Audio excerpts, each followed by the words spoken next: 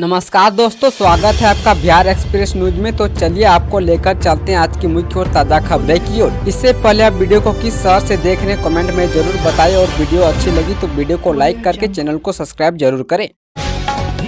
सोमवार से बिहार में अग्निवीर रैली शुरू। ऑफिस असिस्टेंट और टेक्निकल पदों के लिए भी मौका। बिहार के कटिहार जिले में सोमवार को अग्निवीर भर्ती रैली शुरू होगी। जीडी पद के लिए भर्ती अगले 5 दिनों तक चलेगी। अग्निपथ योजना के अंतर्गत अग्निवीर जीडी सहित अन्य पदों पर भर्ती होनी है, जिसे लेकर जरूरी प्रक्रिया पूरी कर ली गई है। भर्ती रैली को शांतिपूर्ण संपन्न कराने व विधि व्यवस्था को बनाए रखने के लिए कटिहार जिला प्रशासन की ओर से संयुक्त आदेश जारी किया गया है। जिला के डीएम और एसपी ने आदेश जारी करके शहर में दंडाधिकारी और पुलिस बल की तैनाती की है। कटिहार शहर के महत्वपूर्ण चौक चौराहों पर दंडाधिकारी के साथ पुलिस बल को तैनात किया गया है। बता दें कि सेना भर्ती कार्यालय कटिहार की ओर से अग्निवीर जीडी व अन्य पदों के लिए भर्ती प्रक्रिया शुरू की जा रही है, जो 5 दिनों तक चलेगी।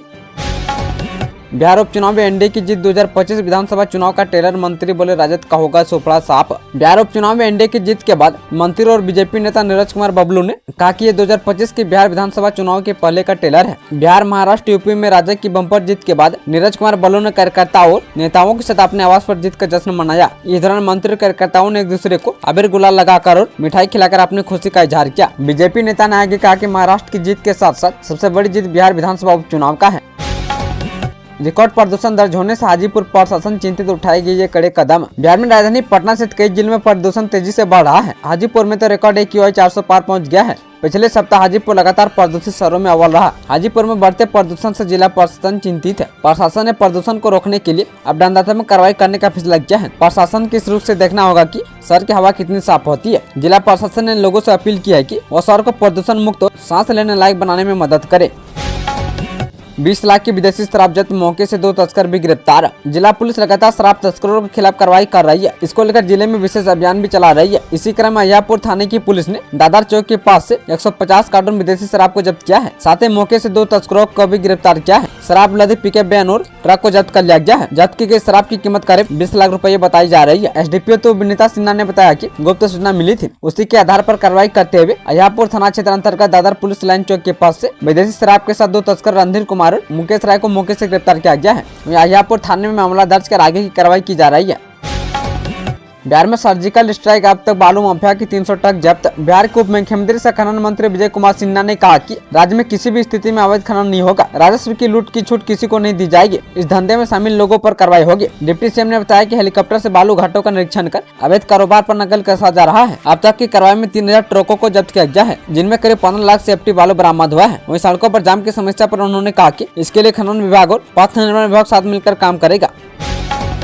बड़ी घटना को अंजाम देने जा रहे 9 बदमाश गिरफ्तार, देसी कट्टा, धारदार हथियार सहित कई सामान जब्त। जिले के नगर थाना क्षेत्र के भेरवा स्थित मिडिल स्कूल कैंपस में पुलिस ने छापेमारी करते हुए 9 अभियुक्तों को गिरफ्तार किया है। पुलिस के अनुसार गुप्त सूचना के आधार पर कार्रवाई करते हुए छापेमारी की गई थी। गिरफ्तार अभियुक्तों के पास धारदार हथियार के साथ कई आपत्तिजनक सामान भी बरामद हुए हैं। फिलहाल पुलिस ने गिरफ्तार अभियुक्तों से पूछताछ के बाद न्यायिक हिरासत में भेज दिया है।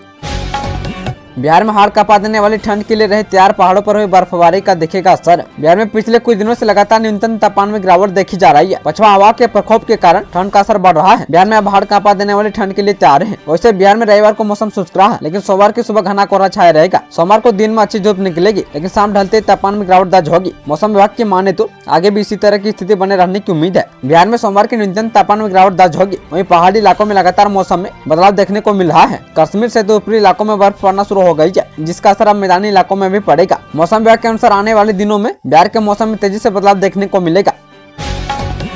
किंग इज बैक, विराट की शतक के साथ धमाकेदार वापसी, देखे वीडियो। भारत और ऑस्ट्रेलिया के बीच पहले टेस्ट में कोहली ने शानदार वापसी की। लगातार चले आ रहे बुरे फॉर्म को पीछे छोड़ते हुए किंग कोहली ने अपने पसंदीदा मैदान में शतक लगाया। विराट का यह शतक 1.5 साल बाद आया है। विराट ने 143 गेंदों में 100 रन बनाए। अपना शतक पूरा करने के बाद उन्होंने मैदान पर मौजूद दर्शकों का अभिवादन किया। इस मैच को देखने के लिए उनकी पत्नी अभिनेत्री अनुष्का शर्मा भी मौजूद थी। विराट ने 8 चौके और 2 छक्के से सजी अपनी पारी के दौरान भूखे शेर जैसा जज्बा दिखाया। विराट का शतक लगते ही कप्तान जसप्रीत बुमराह ने भारतीय पारी की घोषणा कर दी। भारत ने 6 विकेट के नुकसान पर 487 रन बनाए। भारत ने ऑस्ट्रेलिया को जीत के लिए 534 रनों का लक्ष्य दिया है। 24.64 करोड़ की लागत से डोनक नदी पर बनेगा पुल, किशनगंज। डॉक्टर मोहम्मद जावेद ने किया शिलान्यास। किशनगंज के सांसद डॉक्टर मोहम्मद जावेद ने पोठिया प्रखंड के मिर्जापुर घाट पर डोनक नदी पर बनने वाले पुल का शिलान्यास किया। प्रधानमंत्री ग्राम सड़क योजना के तहत 24.64 करोड़ रुपए की लागत से बनने वाला यह पुल 225 मीटर लंबा होगा। शिलान्यास समारोह के दौरान सांसद ने कहा कि क्षेत्र के विकास कार्य प्राथमिकता के आधार पर किए जा रहे हैं और इसमें किसी तरह की लापरवाही बर्दाश्त नहीं होगी। स्थानीय लोगों ने बताया कि पुल निर्माण होने से लोगों को आवागमन में बड़ी राहत मिलेगी। अभी तक नाव की सहारे यात्रा करने वाले लोगों ने इसे एक बड़ी सुविधा बताया। उनका कहना है कि पुल बनने से यात्रा का समय कम होगा और आपातकालीन सेवाओं का उपयोग भी सुगम हो जाएगा। सहरसा पटना राज्य रानी एक्सप्रेस पर फिर पथराव, एसी कोच के कई शीशे चकनाचूर। बिहार में ट्रेनों पर पत्थरबाजी के मामले थमने का नाम नहीं ले रहे हैं। असामाजिक तत्वों ने एक बार फिर से चलती ट्रेन को अपना निशाना बनाया और राज्य रानी एक्सप्रेस पर पथराव किया, जिससे ट्रेन में सफर कर यात्रियों की अफरा तफरी मच गई। सहरसा में इस ट्रेन को दूसरी बार निशाना बनाया गया और चलती ट्रेन में पत्थरबाजी की गई है। एसी कोच के कई शीशे इस हमले में क्षतिग्रस्त हो गए हैं। घटना बीते शनिवार रात की है। पत्थरबाजी की घटना में इस ट्रेन के एसी कोच में कई शीशे चकनाचूर हो गए हैं। हालांकि घटना में किसी यात्री के हताहत होने की कोई खबर नहीं है। लालू यादव के साथ तेजस्वी उज्जैन रवाना, बोले 2024 में झारखंड हारे, 2025 में बिहार हारेगी एनडीए। बिहार उपचुनाव के नतीजों के अगले दिन रविवार को पिता लालू यादव के साथ नेता प्रतिपक्ष तेजस्वी यादव सब परिवार उज्जैन रवाना हुए, जहां वो महादेव के दर्शन करेंगे। पूजा पाठ करने के बाद पटना लौट आएंगे। तेजस्वी यादव पार्टी कार्यालय में आयोजित कार्यक्रम के बाद सीधे पटना एयरपोर्ट पहुंचे। इससे पहले मीडिया से बातचीत में उन्होंने कहा कि एनडीए 2024 में झारखंड हारी है और 2025 में बिहार हारेगी। उन लोगों को खुद मंथन करना चाहिए। अडानी के खिलाफ प्रदर्शन कर रही कांग्रेस ने आरजेडी को फिर दे दी नसीहत। अमेरिका में अडानी के खिलाफ धोखेधड़ी एवं रिश्वतखोरी के मामले में गैर जमानती वारंट जारी होने के बाद बिहार प्रदेश कांग्रेस ने इसकी निष्पक्ष जांच की मांग की। रविवार को कांग्रेस ने पटना में इनकम टैक्स गोलंबर के पास जोरदार प्रदर्शन किया गया। पार्टी की मांग है कि अडानी को गिरफ्तार कर जेपीसी से निष्पक्ष जाँच कराई जाए। बिहार कांग्रेस के प्रदेश अध्यक्ष अखिलेश प्रसाद सिंह के नेतृत्व में हजारों की संख्या में कांग्रेस कार्यकर्ता इनकम टैक्स गोलंबर पहुंचे और अडानी का पुतला फूंका। इस दौरान अखिलेश प्रसाद सिंह ने बयान देते हुए कहा कि अडानी ने सबको चुनाव लगाने का काम किया है। केंद्रीय वित्त मंत्री 45,000 युवाओं को 13 करोड़ का करेंगे ऋण वितरण। दरभंगा में एम्स के शिलान्यास के बाद अब केंद्रीय वित्त मंत्री निर्मला सीतारमण 29 नवंबर को दरभंगा के ऐतिहासिक राज मैदान में एक बड़े समारोह में शामिल होंगे। इस अवसर पर 45,000 से अधिक युवाओं को विभिन्न योजनाओं की 13 करोड़ रुपए का ऋण वितरण किया जाएगा। इस महत्वपूर्ण आयोजन की तैयारियों को लेकर जिला प्रशासन पूरी तरह सक्रिय है। कार्यस्थल राज मैदान को भव्य रूप से सजाया जा रहा है। समारोह में बड़ी संख्या में युवाओं के भाग लेने की उम्मीद है। केंद्रीय वित्त मंत्री द्वारा वितरित किए जाने वाले ऋणों में मुद्रा लोन, कृषि ऋण, व्यापार, वाहन, रोजगार ऋण और अन्य स्वरोजगार से जुड़े ऋण शामिल है। इन योजनाओं का उद्देश्य स्थानीय युवाओं को आत्मनिर्भर बनाना, रोजगार के लिए अवसर प्रदान करना है।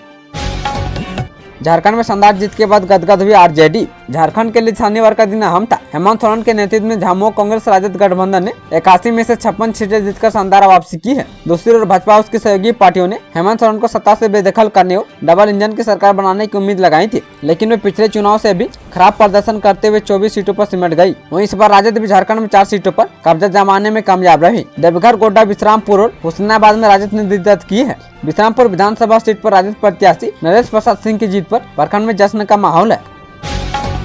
बिहार से दुबई जाना अब होगा आसान। इन 2 एयरपोर्ट से अगले साल अंतर्राष्ट्रीय उड़ान संभव। बिहार के 2 एयरपोर्टों से अगले साल तक अंतर्राष्ट्रीय उड़ान शुरू हो जाएगी। बिहार के पटना एयरपोर्ट और दरभंगा एयरपोर्ट से नेपाल और दुबई समेत कुछ देशों के लिए विमान सेवा शुरू होगी। इसके लिए दोनों एयरपोर्ट पर आधारभूत संरचनाओं का तेजी से विकास किया जा रहा है। विभागीय सूत्रों की माने तो पटना एयरपोर्ट के विस्तारीकरण का काम पूरा होते ही इस दिशा में काम शुरू किया जाएगा। तब तक दरभंगा एयरपोर्ट पर भी नाइट लैंडिंग की सुविधा बहाल हो जाएगी। पिछले दिनों एयरपोर्ट अथॉरिटी ऑफ इंडिया के वरीय अधिकारियों का दल बिहार के मुख्य सचिव से मुलाकात कर बिहार में उड़ान क्षेत्र में हो रहे विकास कार्यों की समीक्षा की। इस बैठक में दरभंगा एयरपोर्ट के विस्तार पर गंभीरता से विचार किया गया। हिंदू घरों की तोड़फोड़ पर गिरिराज सिंह ने जम्मू कश्मीर सरकार को दी चेतावनी। केंद्रीय मंत्री गिरिराज सिंह ने जम्मू कश्मीर में हिंदुओं के घरों को बुलडोजर से उजड़ने पर अपनी कड़ी प्रतिक्रिया देते हुए वहां की सरकार को जिम्मेदार ठहराया है। उन्होंने कहा कि जम्मू कश्मीर की सरकार ने जिस तरह से हिंदुओं के घरों को बुलडोजर से गिराने का काम किया है वो सौहार्द को बिगाड़ने वाला है। वहाँ भले ही फारूक अब्दुल्ला की सरकार हो, पर कांग्रेस से वहाँ लीड कर रही है। कांग्रेस को चाहिए कि वो तत्काल ही इस पर इस्तीफा दे दे, नहीं तो इसकी जिम्मेदारी कांग्रेस को लेनी पड़ेगी। बाप रे, बिहार में इतने सस्ते वाहन, 3,000 में बाइक तो 1.25 लाख में कार, जाने कहाँ हो रही बिक्री। यदि आप सस्ते दाम पर बाइक, स्कूटी, लग्जरी कार या ट्रक लेना चाहते हैं तो आपके लिए खुशखबरी है। अगर आप नई गाड़ियाँ खरीदने में सक्षम नहीं है तो शराबबंदी वाले बिहार के गोपालगंज में चले आइए। जी हाँ, यहाँ सस्ते दाम पर गाड़ियाँ नीलामी होने वाली है। नीलामी से सस्ते दाम पर ट्रक से लेकर बस, बोलेरो, पिकअप, बाइक से लेकर साइकिल तक ले सकते हैं। यहाँ लाखों की गाड़ियाँ हजारों में मिलेंगी, लेकिन इसके लिए पहले आवेदन करना होगा और फिर नीलामी की प्रक्रिया से गुजरना होगा। बिहार में शराबबंदी कानून के तहत पकड़े गए वाहनों की जिला स्तर पर ही नीलामी हो रही है। इसी के तहत गोपालगंज में 73 वाहनों की नीलामी के लिए सूची जारी की गई है। बिहार में कब पड़ेगी कड़ाके की ठंड, जाने मौसम का हाल। बिहार में मौसम का मिजाज बदल रहा है। दिसंबर करीब में फिर भी ठंड कम पड़ रही है। मौसम विभाग की रिपोर्ट के अनुसार कई जिलों में अधिकतम तापमान सामान्य से ज्यादा दर्ज किया गया है। अगले 3 दिनों तक तापमान स्थिर रहने की उम्मीद है। उत्तर और पूर्वी इलाकों में कुछ कोहरा रहेगा। पटना जैसे इलाकों में हल्का कोहरा छाए रहने की संभावना है। पिछले 24 घंटों में मधुबनी सबसे गर्म जिला रहा। पटना में अधिकतम तापमान 26 डिग्री सेल्सियस और न्यूनतम तापमान 17 डिग्री सेल्सियस रहने का अनुमान है। वहीं भागलपुर में अधिकतम तापमान 29 डिग्री सेल्सियस और न्यूनतम तापमान 17 डिग्री सेल्सियस रहने का अनुमान है। वहीं मुजफ्फरपुर में तापमान 25 डिग्री सेल्सियस से लेकर 17 डिग्री सेल्सियस के बीच रहने की उम्मीद है।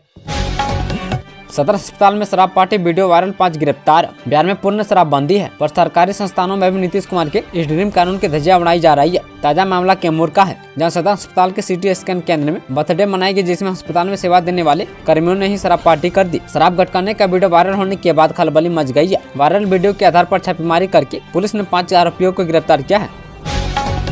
उपचुनाव से बिहार में बढ़ा हुआ एनडीए का कुनबा। अब किस दल के कितने विधायक यहाँ देखें। बिहार विधानसभा की 4 सीटों पर हुए उपचुनाव के परिणाम ने राज्य में एनडीए को और विस्तार कर दिया है। राज्य में सत्ताधारी दल की ताकत पहले की तुलना में अब और बढ़ गई है। जहाँ एनडीए की 3 घटक दल जदयू नेता भाजपा हम के विधायकों की संख्या बढ़ गई है, वहीं महागठबंधन में राजद और भाकपा माले की ताकत पहले की तुलना में कम हो गई है। इसका असर आने वाले दिनों में साफ दिखेगा। राजद कांग्रेस के बागी विधायकों की संख्या को जोड़ दे तो 243 सदस्य बिहार विधानसभा में एनडीए का आंकड़ा 137 हो चुका है। वहीं विपक्षी खेमे के विधायकों की संख्या अब 106 रह गई है।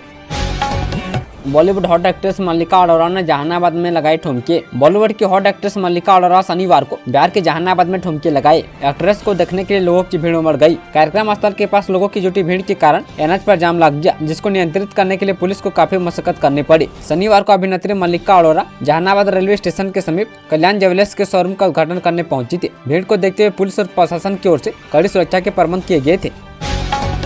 31 लाख जीविका दीदी बनी लाखपति टॉपर। बिहार क्या कहती है नरेंद्र मोदी सरकार की रिपोर्ट। बिहार के 31 लाख जीविका दीदी लाखपति के रूप में चिन्हित की गई है। इन दीदियों का चयन 1 साल के अंदर किया गया है। इनकी सालाना आमदनी 1 लाख या उससे अधिक है। राष्ट्रीय ग्रामीण विकास मंत्रालय की रिपोर्ट के अनुसार जीविका के तहत लाखपति दीदियों की संख्या बिहार में सबसे ज्यादा है। बिहार पहला राज्य है जहाँ पर 31 लाख से अधिक जीविका दीदी लाखपति बनी है। केंद्र सरकार की लाखपति दीदी योजना की शुरुआत वर्ष 2023 में हुई थी। ग्रामीण महिलाओं में आर्थिक स्थिति में सुधार के लिए योजना की शुरुआत की गई थी। इसके तहत कृषि, गैर कृषि और सेवा आधारित गतिविधियां शामिल है। लाखपति दीदी योजना के तहत महिलाओं को आर्थिक रूप से सशक्त किया गया है। वहीं महिला को खेती, पशुपालन, छोटे व्यवसाय से जोड़ा गया है। उन्हें आर्थिक सशक्तिकरण के साथ सामाजिक सशक्तिकरण, स्थानीय रोजगार का सृजन और अस्थायी विकास के प्रति जागरूक किया गया।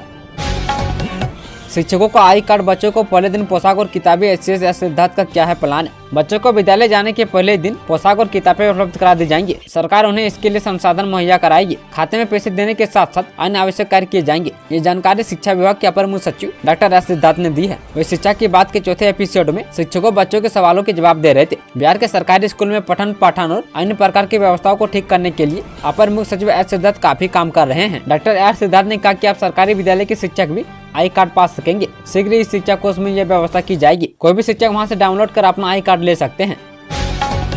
स्टार्टअप के गुर सीखेंगे बिहार के इंजीनियरिंग स्टूडेंट, समझे बिहार सरकार का प्लान है। बिहार के तकनीकी संस्थानों के छात्र छात्राओं को तकनीकी कौशल में दक्ष बनाया जाएगा। बिहार इंडस्ट्री एसोसिएशन के अध्यक्ष KCS Kesari, Bihar chamber of commerce के अध्यक्ष PK अग्रवाल समेत अन्य औद्योगिक प्रतिनिधियों ने आश्वासन दिया कि तकनीकी संस्थान के छात्र छात्राओं को इंटर्नशिप और रोजगार के लिए अवसर दिए जाएंगे। उन्होंने यह बातें विज्ञान प्रौद्योगिकी और तकनीकी शिक्षा विभाग की ओर से राज्य के अभियंत्रण महाविद्यालय वैशाली में आयोजित उद्योगों के प्रतिनिधियों के सम्मेलन में कही। उपचुनाव के बाद प्रशांत किशोर ने भरे हुंकार। 2025 इलेक्शन पर जनसुराज का बताया प्लान। बिहार विधानसभा की 4 सीटों पर हुए उपचुनाव में जनसुराज ने अपना कैंडिडेट उतारा पर कहीं सफलता नहीं मिली। इसके नतीजों से विचलित हुए बगैर पार्टी के कर्ता धर्ता प्रशांत किशोर ने अपना फ्यूचर प्लान बताया है। जनसुराज के सूत्रधार प्रशांत किशोर ने कहा कि हम आगामी बिहार विधानसभा चुनाव में सभी 247 सीटों पर लड़ेंगे। किसी दल से समझौता नहीं करेंगे, न ही किसी गठबंधन में शामिल होंगे। सभी सीटों पर चुनाव लड़ने की जनसुराज की तैयारी भी चल रही है। पटना में निर्माणाधीन 2 साइंस विद्यालय का CM नीतीश ने लिया जायजा। अभियंत्रण विश्वविद्यालय और स्वास्थ्य विज्ञान विश्वविद्यालय का भवन बेहद आकर्षक बनेगा। शनिवार को मुख्यमंत्री नीतीश कुमार ने मीठापुर में निर्माणाधीन बिहार अभियंत्रण विश्वविद्यालय और बिहार स्वास्थ्य विज्ञान विश्वविद्यालय के निरीक्षण के क्रम में अधिकारियों को इस संबंध में निर्देश दिया। मुख्यमंत्री ने कहा कि विश्वविद्यालय के बनाए जा रहे मुख्य भवन, प्रशासनिक एवं शैक्षणिक भवन, परीक्षा एवं मूल्यांकन भवन, सभागार, स्टाफ क्वार्टर सहित सभी संरचनाओं का निर्माण कार्य बेहतर ढंग और तेजी से कराएं। निर्माण कार्य ऐसा हो कि परिसर देखने में अच्छा लगे। झारखंड के बाद बिहार की बारी एनडीए की नहीं बनने देंगे सरकार। बिहार उपचुनाव के नतीजों के बाद नेता प्रतिपक्ष तेजस्वी यादव की पहली प्रतिक्रिया सामने आई है। तेजस्वी यादव ने कहा कि जिन 4 सीटों पर चुनाव हुआ हम वो चारों लोकसभा में जीते हैं। 2024 के उपचुनाव में हम हारे हैं और अब 2025 में हम फिर जीतेंगे। चुनाव में हार जीत चलती रहती है, हम लोग नतीजों की समीक्षा करेंगे और अभी काफी वक्त तैयारी के लिए है, लेकिन ये पुख्ता करते हैं कि बिहार में एनडीए की सरकार नहीं बनने देंगे। और जेडीयू नेता तेजस्वी यादव ने कहा, बिहार और झारखंड के लोगों ने जो समर्थन दिया है उसके हम सभी आभारी है। हमने झारखंड में 4 सीटें जीती है और 1 या 2 सीटें बहुत कम अंतर से हारे हैं। झारखंड में इंडिया अलायंस भारी बहुमत से जीते हैं। झारखंड के बाद अब बिहार की बारी है। बिहार में महागठबंधन की सरकार बननी तय है। मृतकों की लिस्ट में नाम है तो आधार कार्ड दिखाकर डाल सकेंगे वोट। फैक्स की मतदाता सूची में यदि जीवित व्यक्ति को मृतक की सूची में डाल दिया गया है तो ऐसे मतदाता आधार कार्ड दिखाकर वोट कर सकते हैं। सत्यापित आधार पीठासीन पदाधिकारी के पास जमा करना होगा और 2 अन्य व्यक्ति की गवाही भी होगी। मतदाता सूची में इस तरह की गड़बड़ी की शिकायत मिलने पर बिहार निर्वाचन प्राधिकार ने इस संबंध में आदेश जारी किया है। दरअसल प्राधिकार को यह सूचना मिली थी कि कई व्यक्ति जीवित होने मतदाता सूची में मृत दिखाया गया है। इसके अलावा मतदाता सूची में कई नाबालिग लोगों के नाम भी शामिल कर लिए गए हैं।